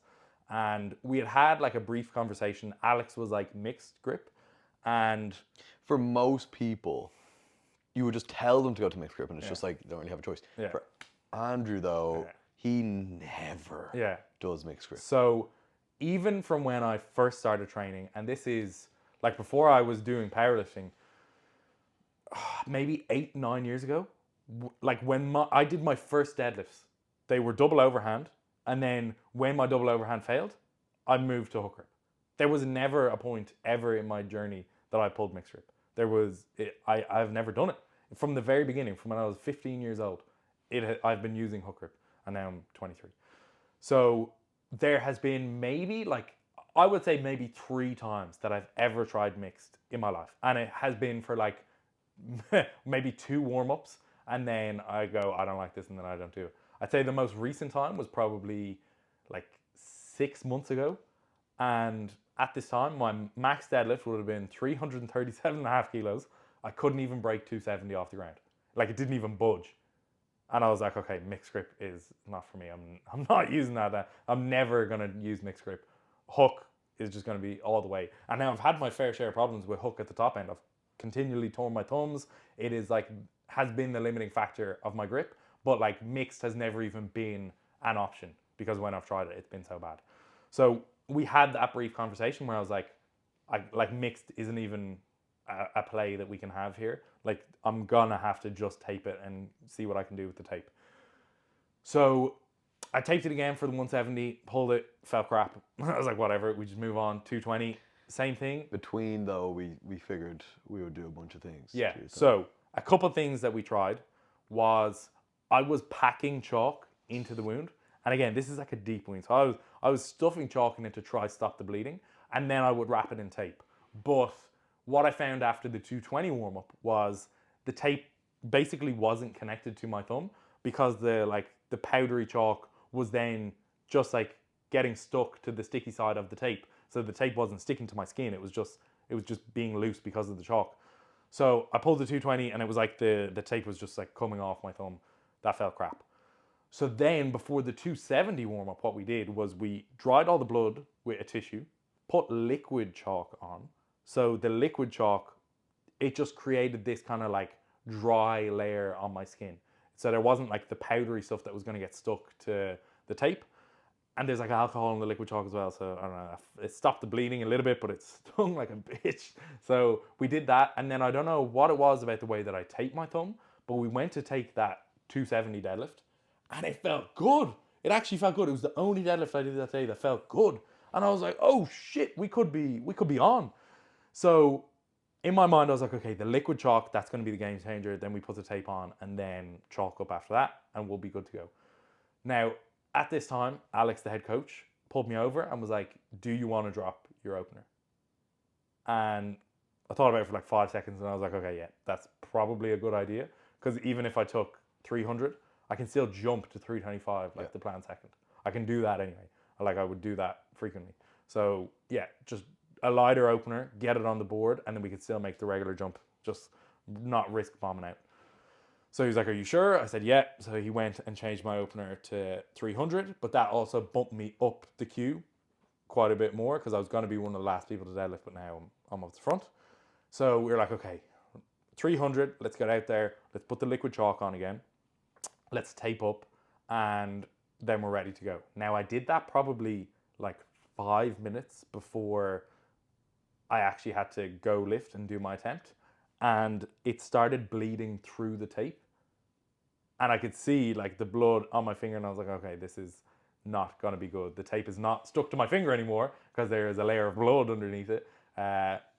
Let's just fucking see what happens. So I went up for 300. I set up as normal. It's funny, in all the videos, I'm like hiding my thumb, but it's not intentional. It's just because the tape had my thumb like bent in such a weird position that I couldn't even move it if I wanted to. So I go out, I set up, I go to set my grip. I had to like mess with it a little bit because it's not connected to the bar. That was the problem, I think, was the bar is now in contact with the tape, but the tape isn't really even secure to my finger. So if the tape moves in my finger, the bar is going to be moving. The bar is not connected to me. So like, I just didn't have a grip on the bar. There's just this extra bit of material between me and the bar. So I go to pull in, I pull 300, I get to the top, and I can feel the tape slipping off my thumb and the bar then slipping out of my hand as well. Get to down command, put the bar down, and 3 white lights, thankfully. But I look at my thumb, and my thumb is bleeding even more now, and the tape is ripped. So I'm like, if the tape is ripping and coming off with 300, we're done. We're done already. As I'm walking off, I shake my head, and I think I say to Alex, I'm like, the thumb is done. Like, there's nothing more that we can do. The day is over. So he was like, what will we do? Will we go up like 20? And I think again, I said to him, I was like, man, it's over. But like, what else are you gonna do? We just do the planned jump. So I'm going in the back and I'm like, okay, fuck it. I'm talking to you. I'm like, okay, let's dry it with tissue and let's just only do the liquid chalk and only tape it up like 30 seconds before we have to go out. So that was the plan. That was what I planned to do. Fucked up the timing and still put it on like 2 minutes before I needed to. Anyway, went out for the 320 and in my mind already, I'm thinking I failed. Like I just had that feeling. I was not confident in approaching the bar. Like with this stuff on my thumb, I was like, it ripped on the last one, it slid off on the last one, it's not going to work. So I set up, take my grip. I don't feel connected to the bar. It doesn't feel right. What else am I meant to do? I just pull into position. I break it off the floor a little bit and the tape just slides completely off my thumb and the bar falls out of my right hand down to the ground. It looks like such a weird fail. Like it's like I'm pulling it a little bit and I'm just like, nah. I stand up from that one. I look at my thumb and my thumb is mangled. Like like you can see on the stream then, it's like black. Like there's just a load of blood over my thumb. The tape is completely gone. And in my mind, I'm like, yeah, that's what I expected to happen. And I know there's nothing I can do for the next one. I can't tape it any differently. I can't do any other trick. There's nothing I can do. The day is over. I walk off and I say to Alex, I'm like, it's done.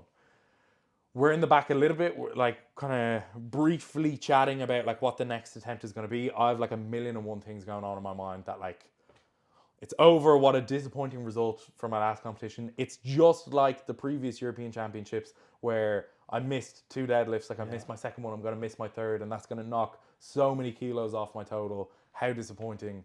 And I've like resigned myself to that already. And Alex is talking to me. Nothing is going in. And then I'm like, okay, what's the story? I say to him, I was like, just put 320 on again. Like there's nothing I can do. I'll just give it another go and see what happens. But like, it's done. Just put on 320 again, whatever. And he looked at me and he was like, hardly. Like even if you get 320, who cares? You don't gain anything. Yeah. So if you're gonna fail something, at least fail something big. Like fail something good. Yeah. And when he said that, I was like, I can't fault that logic. Like, yeah, I suppose there is nothing to gain from 320. So like, just load it up. And again, in my mind, I'm like, I know I'm failing 320 anyway. So like, again, I might as well fail something bigger. It doesn't matter. So grand. I think they put on 332 and a half. We needed 332. 332 and a half for whether it was a deadlift medal or whatever. I did not know this. All this time we were not telling Andrew or communicating with him where he was on the board. Yeah. But there was one guy, major head, Ukraine. Yeah. And then I think 6 of them who were really close. From openers, all on the same total. Yeah. After squats, all on the same total. After bench, all around the same total. And then through deadlifts, about 2.5 kilos apart. Yeah. There was like between second and fucking 7th, there was like 2 kilos after opener. And we were like, okay. So you actually talked to me a couple times. Okay, there's another relevant point to this. At the beginning of the day when I first saw Alex, the head coach, I was telling him, I was like, oh man, I'm cooked. Like I fucking fucked up sleep last night. I have these really flu-y symptoms. I'm just not feeling good.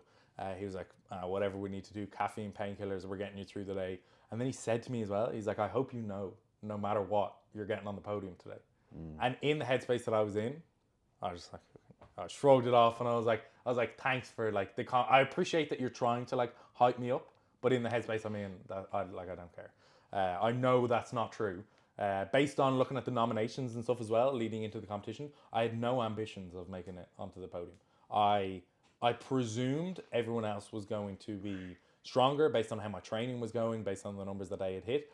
I didn't even think podium was in the question. So before deadlifts, you guys said to me as well, you said, what is most important for you to get out of this day? And since the day had been so up and down, I was like, if I can get a total PB out of today, that is more important to me than anything else. Like if I can just secure a total PB, I don't care about like positionings, I don't care about medals. And I was saying this because I presumed I was gonna be so far off.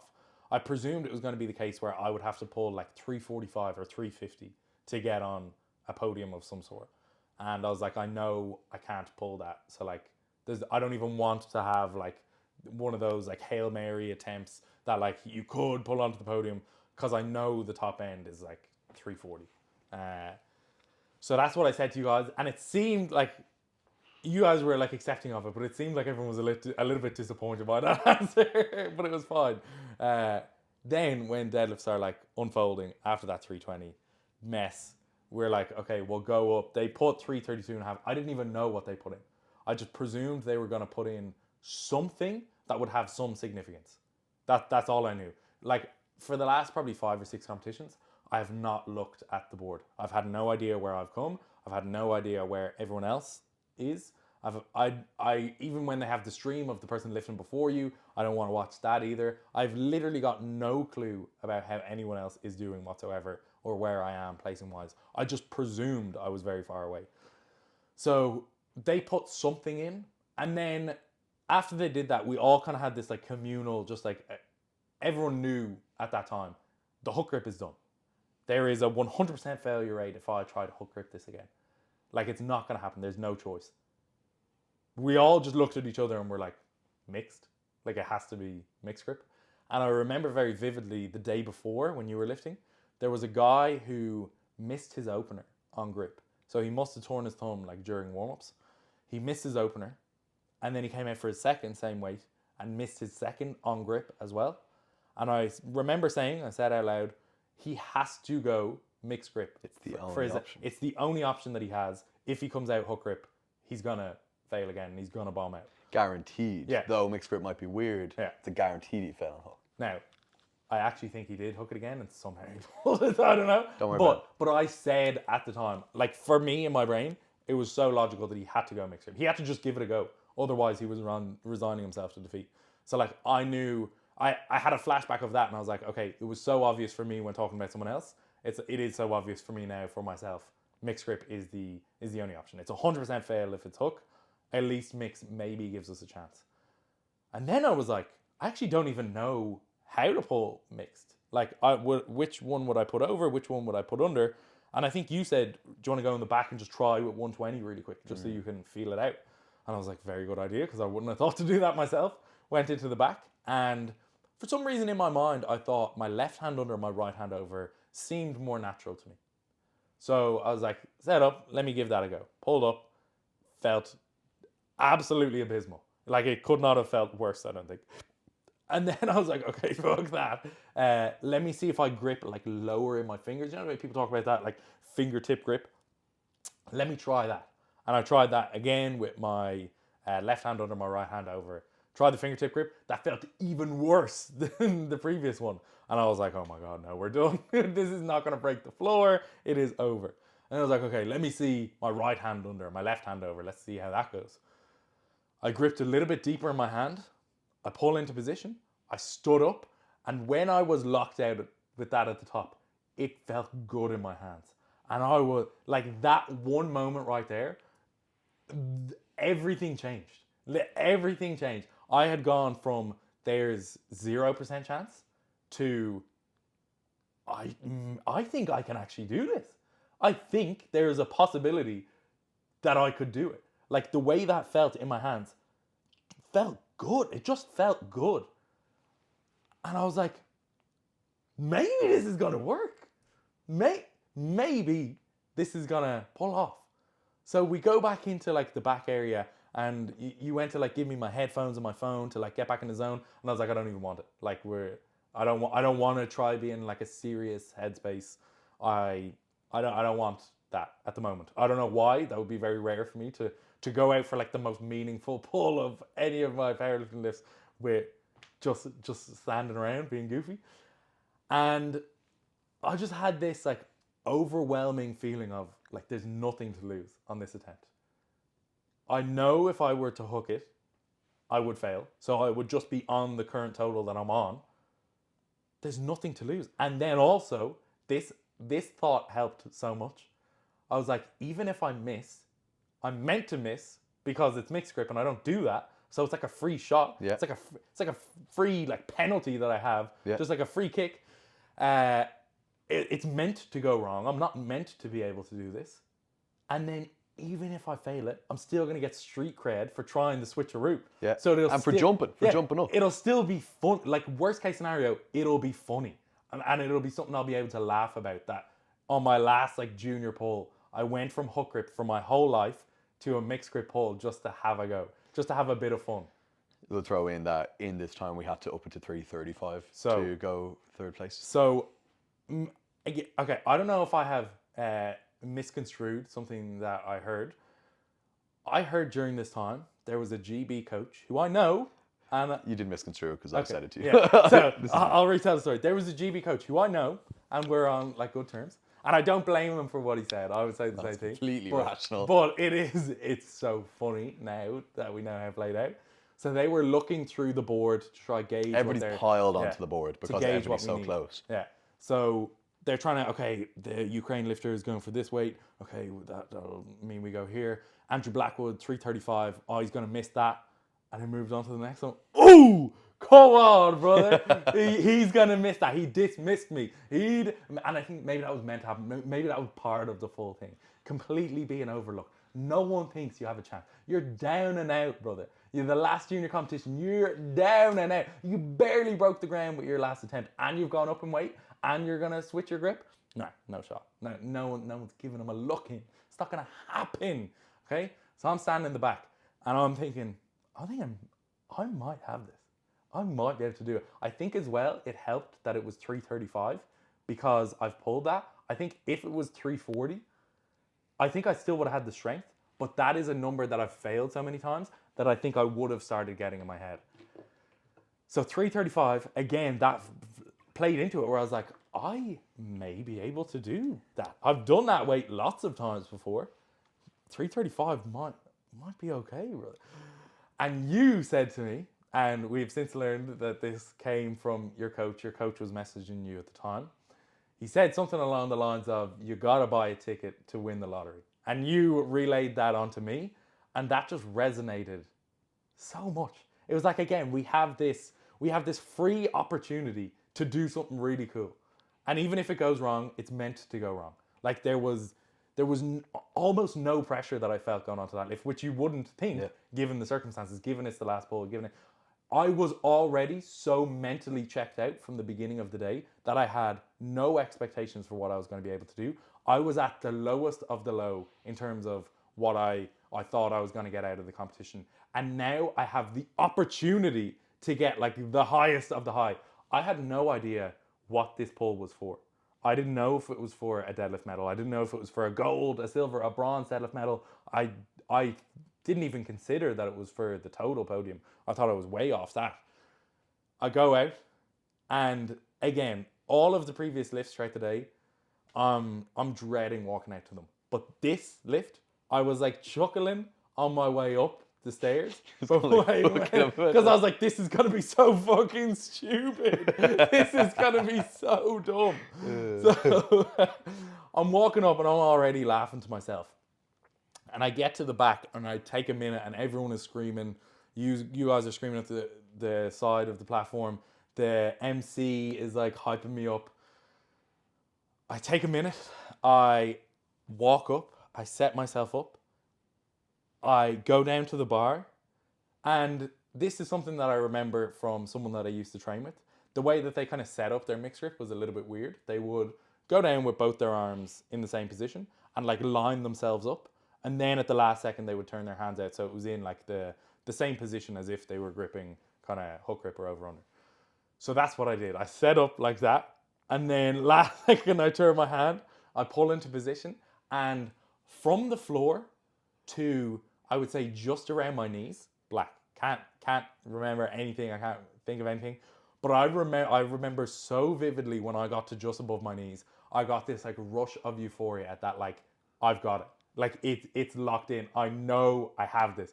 And I started screaming even before I locked it out. I get to the top and it is just pure elation. Like, you know, when you see people like doing all that, like hyped up stuff in the gym and shit. I don't know if a lot of times that's like manufactured or that's whatever. It's like, it's not maybe real. This was just pure emotion, like beaming out of me. I was so hyped up. And it felt so solid in my hands at the top of the lift. Like, I felt like I could have held that all day. And you did. The ref gave me the down command, and I was so hyped up, and I was like, that moment was just so crazy and so special that I was still holding onto the bar screaming.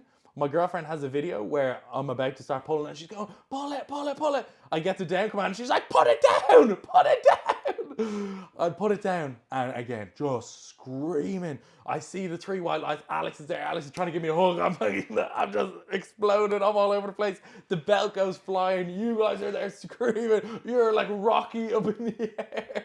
That clip is the most special clip that I can't even put it into words. That feeling, like that little snippet right there is Up there. that's why we do it. Like that's why we even do like sports. Is just for like moments like that. You could never recreate that moment. You could never.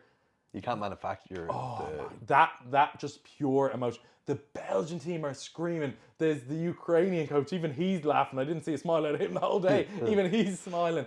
Go in the back. And everyone's like, oh my God. As soon as we got into that back room, instantly started crying. I can't lie. Started crying. Tears of just like joy. Again, I have no idea what that poll even meant in terms of the placing of the competition. That was not what mattered. That wasn't even what I cared about. It was that moment. It was just that moment of overcoming so many obstacles. It felt like everything had gone wrong. Everything that could possibly go wrong had gone wrong. And I was in like the lowest point.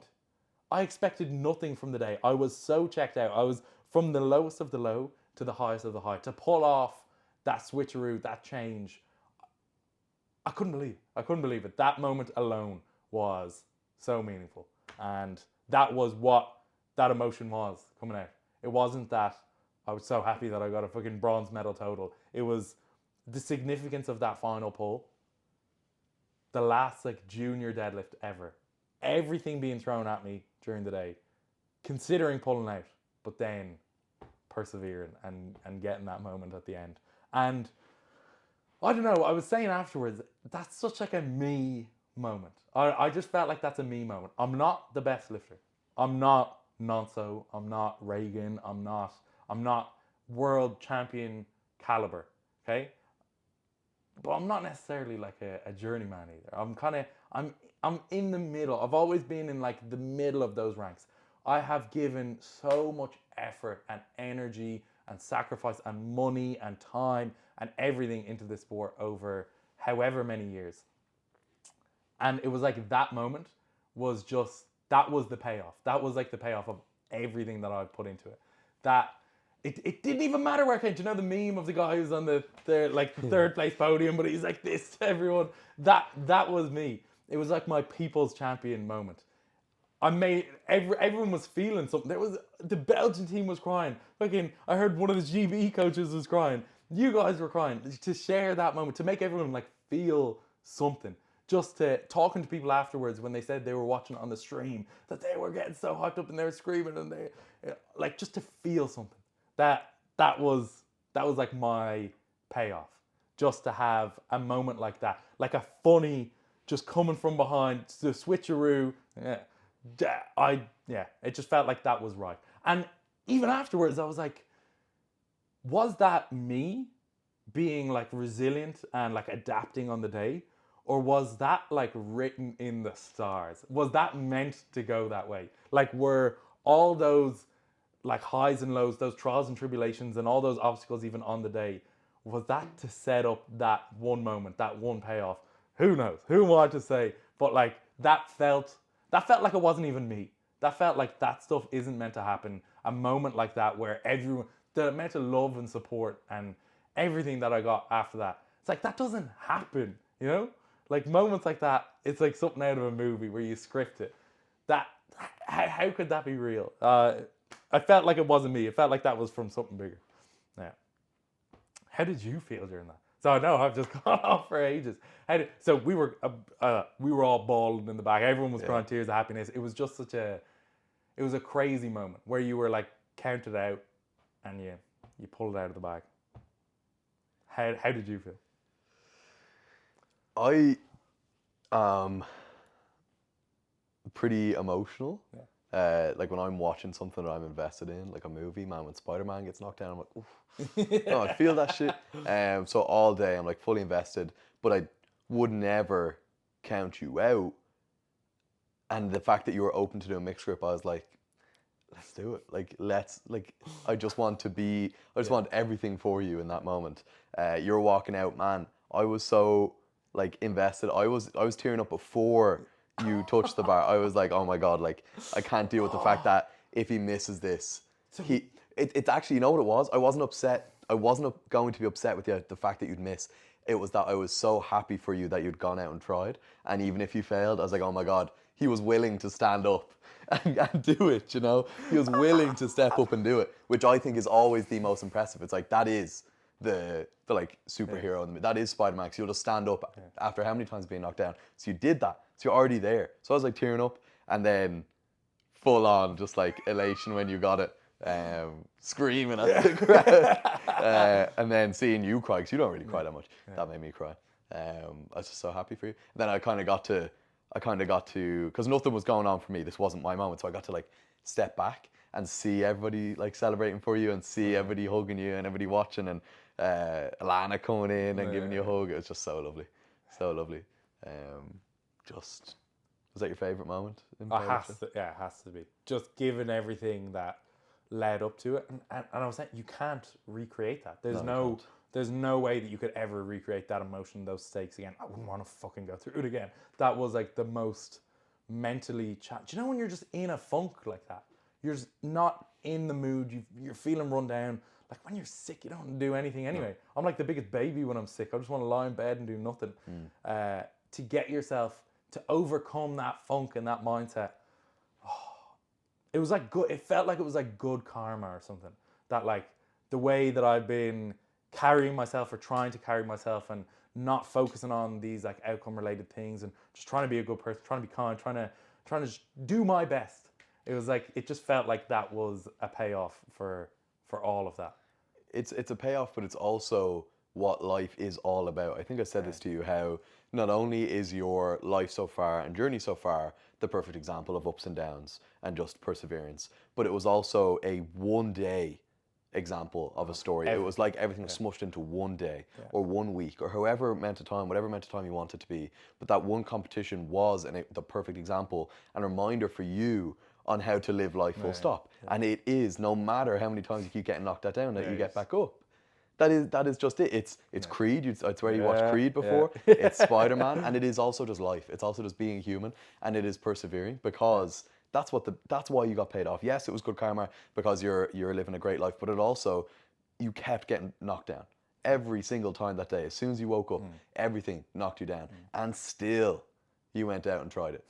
You know, held together. You know, fucking on your last breath, on your last leg, and you keep going. And I don't know if we mentioned, if I missed that, I was going to be in 8th place. Oh, if you missed that, it was over. It was over. And not to mention, we secured the total PB as well. So we also got the total PB.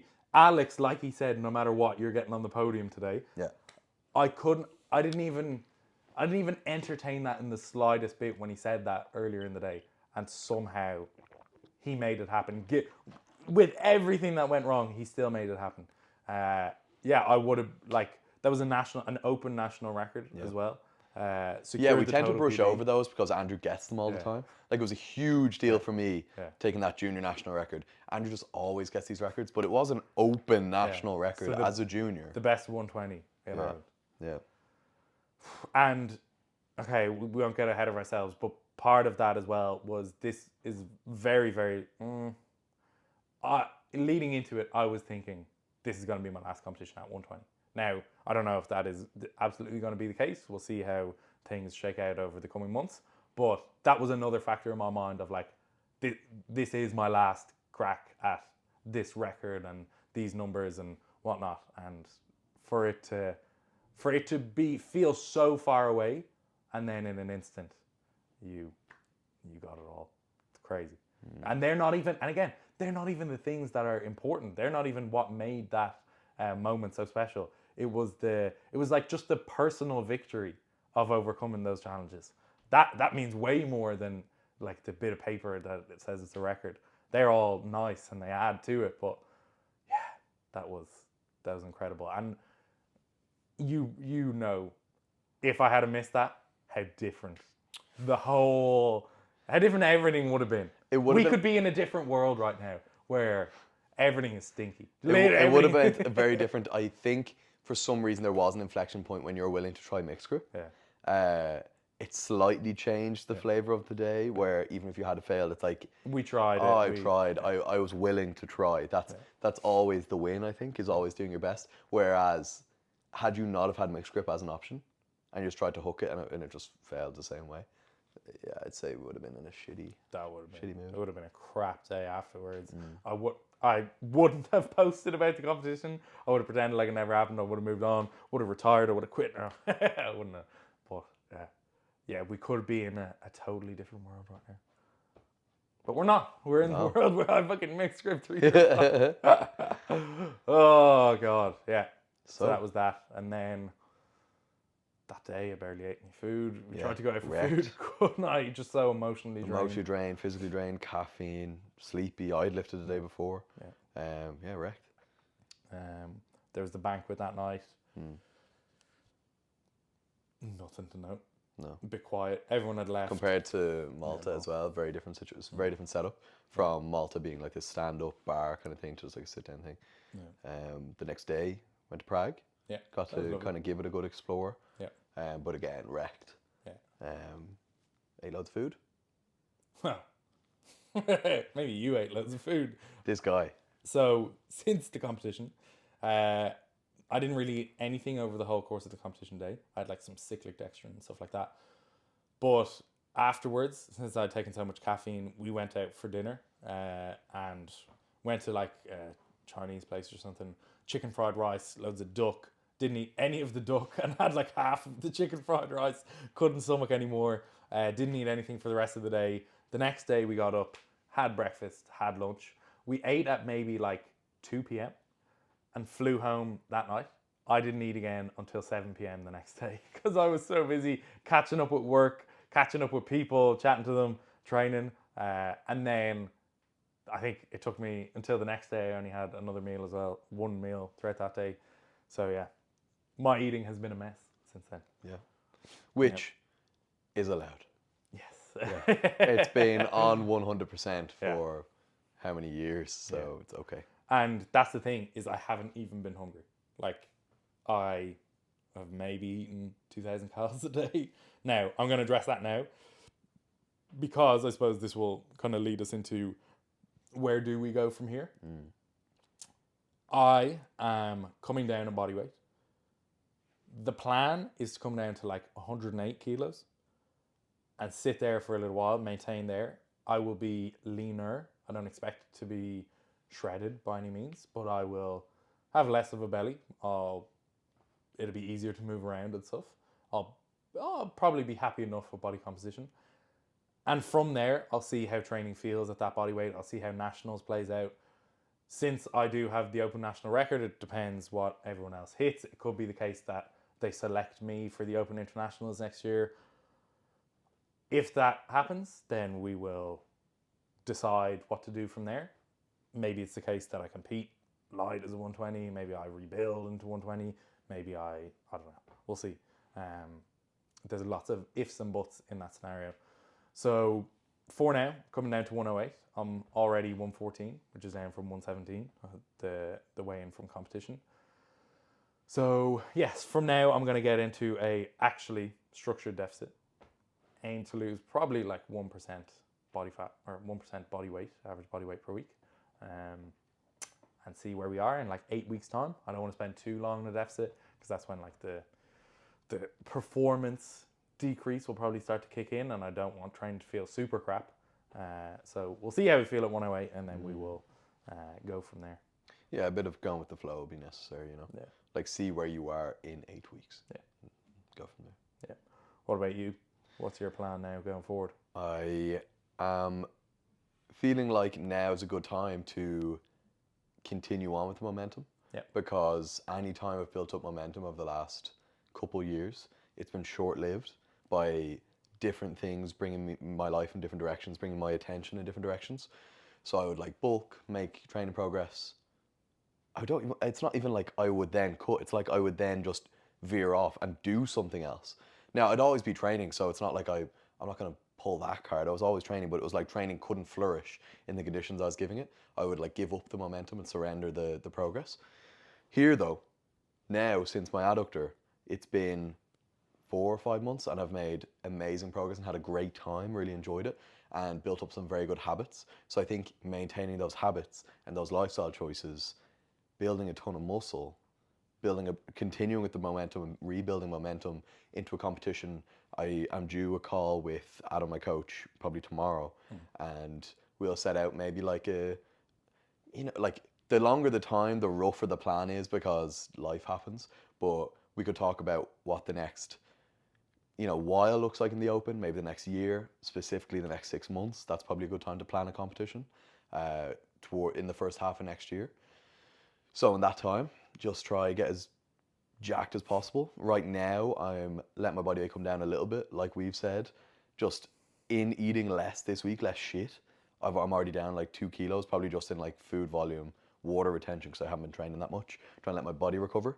So I think like 2 or 3 weeks of this, getting to a point where I'm happy to then reinitiate the bulk at a slightly more comfortable rate than I was gaining at. Now, not that it wasn't comfortable. It's very comfortable to eat loads of food. More like I had gained, I think, nearly 6 kilos since June, which is a bit tight. I'd probably want to gain a kilo a month now, so I'll keep that trend going. Probably starting in November. Yeah. I'd say the start of November. So November, December, January, February, March, and I think unis is around March. So I'll throw that out there and see how I feel about that in a couple months. But I think 5 months gives me a bit of time to spend like 3.5 months just building, 4 months, and then just a quick see how we cash in. So I'm really looking forward to it though. I'm feeling very motivated. Now that I've Actually fill out the 105. actually fill out the 105s and actually spend a bit of time at the Threshold. gaining of weight too. See how much I can put on. Now that I've had a taste of 300, I've smashed the 190 milestone, and then almost on the same breath, 280 has been my PB on deadlift for a while. So it's like on all three, I'm very motivated because it's like I'm nearly at 300, I'm nearly at 200, and it's time to push on deadlift. So on all three, I'm feeling motivated. So it's gonna happen. Amazing. Yeah. Woohoo! Does that take us to the end, or is there anything else that you would That takes us to the end. From here on, it's just kind of pushing the podcast. Yeah. We have 2 very fun episodes in the back pocket that this is going to be posted today or tomorrow. And next week we'll try get one with Nathaniel Messiah up, and then the following week Josh and Anso. Yeah. So there, and then from there on we have a lot lined up, a lot of cool guests that we've chatted to that would be fun to have on the podcast for you guys to listen to, and for us guys to just have fun with. They're always very fun. So that's what we're looking at. Perfect. Well, thank you very much for watching and listening. We will catch you in the next one.